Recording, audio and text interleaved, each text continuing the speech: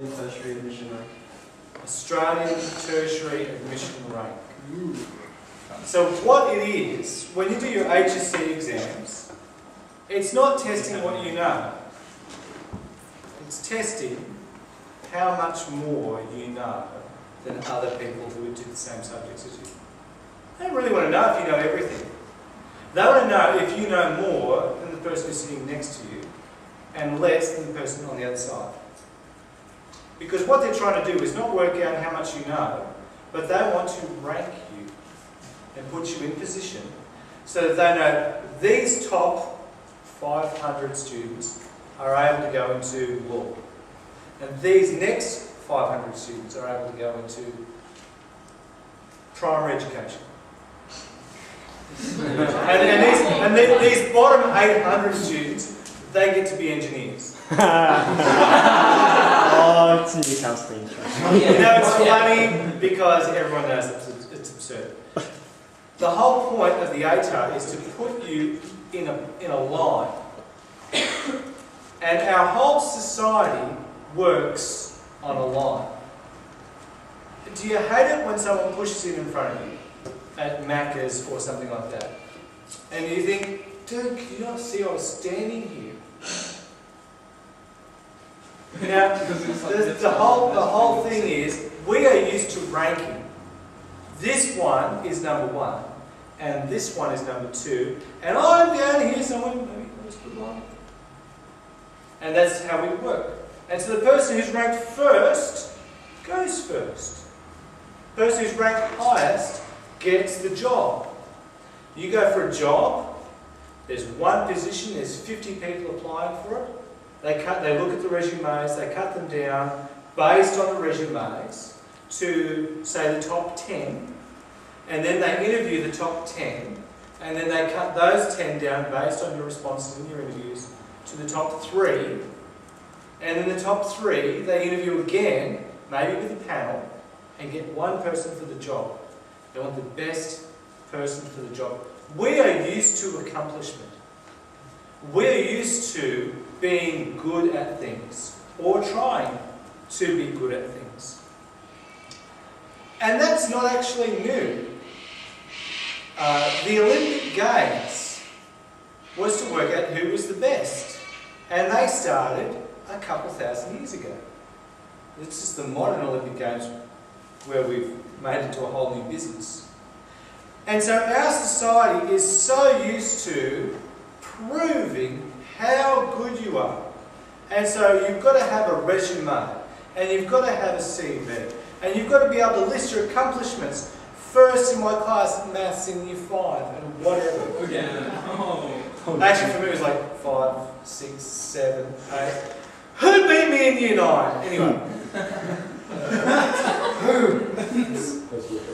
Tuesday. 1987. But anyway. So we're so used to that. That is how we operate. And the problem is, when it comes to God, it doesn't work.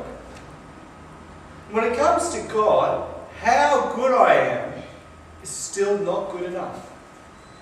How much I've accomplished, it will never be enough. I can never tick every box. I can never have a checklist that is going to be absolutely perfect. And so when Paul came into the area of Philippi and preached a gospel of grace, a gospel of mercy, that God, although He expects perfection, is willing to accept us on the basis of His love and the death of Jesus. It's revolutionary. It changes the world. It changes everything that we do. And so, Paul says, finally, my brothers, rejoice in the Lord. Sorry, I've got a slightly different translation, but it's almost the same. Now remember, Paul's in jail. He's in jail. It is possible that he will not get out of jail, although he's confident that he will. It is possible he will die soon. And Paul says, rejoice in the Lord. I am chained up to these 2 thugs in uniform. Rejoice in the Lord. It's no big deal for me to write to you again, because it's good for you. He says, watch out for the dogs. Now, he might just be being rude, possible, or he might be having a little bit of a play. People who are Jews would sometimes refer to the Gentiles, the non-Jews, as dogs. You think we're racist sometimes? Man, they had it in spades. So they would call them dogs because they were like filthy and they ate the wrong sort of food and all that sort of stuff. It's possible that Paul's making a bit of a play because he's saying these people who may or may not have come to them yet put their confidence in the flesh. He says, watch out for those evil workers. Watch out for those who mutilate the flesh. Now, he doesn't actually say, these are the people who are going to come to you and say, you must be circumcised to be a real Christian. He doesn't say that, but he implies it. Because immediately after mutilating the flesh, he talks about we are the circumcision. So I think he's saying, they say they're the circumcision, when they're not. You've got to mutilate your body to be involved in the church. No, actually, that's not true. And he goes on to describe his own accomplishments as a Jew and says, actually, I beat these guys in every category and it's still not enough. But let's go through that. He says, watch out for those evil workers, for those who mutilate the flesh, because what they may tell you is not true. We are the circumcision, we being Christians. We are the ones who serve the Spirit of God, boast in Christ Jesus, and do not put confidence in the flesh. This is why that song was so good. Did you see the last verse? I will not boast in anything, no skills, no powers. I can't remember the word. Wisdom. No wisdom. But I'll boast in Jesus Christ. It's straight out of here. He says, we do not put our confidence in the flesh, but they do. And Paul says, but I'll tell you what, let's just pretend that that's our job, that we look at our human accomplishments and that we put our confidence in that. If they have confidence, if they think that they've got a reason to have confidence in what they've done in their flesh, I have more. It says, verse 5, I was circumcised on the 8th day. That's when you're supposed to be circumcised. Of the nation of Israel, so I'm a Jew.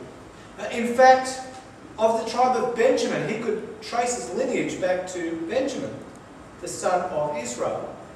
And what was his name before he had it changed to Paul? It was Saul. So anyone know of another famous person named Saul of the tribe of Benjamin? King Saul.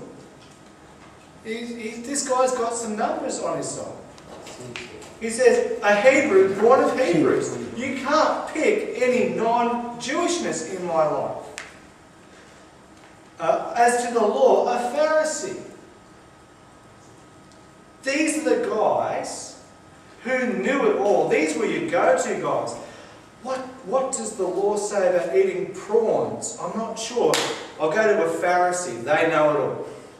What does the law say about the sparrow? Should I pick it up or should I kill it? What should I do about it? We'll go to the Pharisee. He knew everything. This guy memorized the first 5 books of the Bible by the time he was 12, probably. In Hebrew. Well, that's not a big deal when you speak it. It'd be like in English. Wow. He knew it. He knew it. As to zeal, I persecuted the church. We go, really? But that was how zealous he was for God. That was how strong he was. He was a missionary. He was a missionary against the church. But, he went to people and went, dude, you're doing the wrong thing. You've got to turn away from this heresy of Jesus and come back to God.